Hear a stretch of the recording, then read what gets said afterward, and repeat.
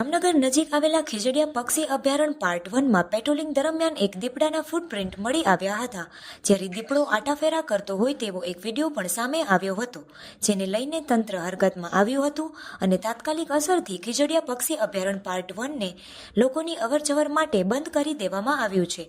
Forest વિભાગની ટીમની શોધખોળ દરમિયાન દીપડાના વધુ ફૂટપ્રિન્ટ મળી આવ્યા હતા. તપાસમાં તેણે એક ભૂંડનું મારણ કર્યા હોવાનું પણ ધ્યાનમાં આવ્યું છે. તેના અવશેષો મળ્યા છે. દીપડો પાર્ટ 1 વિસ્તારમાં જ આટાફેરો કરતો હોવાથી ફોરેસ્ટ વિભાગની જુદી જુદી 2 ટુકડીઓ દ્વારા નાઇટ પેટ્રોલિંગ શરૂ કરી દેવામાં આવ્યું હતું. ઉપરાંત પક્ષી અભયારણ્ય પાર્ટ 1ના અલગ અલગ 2 વિસ્તારમાં પાંજરા પણ ગોઠવવામાં આવ્યા છે અને તેના પર વોચ રાખવામાં આવી રહી છે. દીપડાની આ વિસ્તારમાં એન્ટ્રીને લઈને આસપાસના વિસ્તારના લોકોમાં પણ ભયનો માહોલ જોવા મળ્યો છે.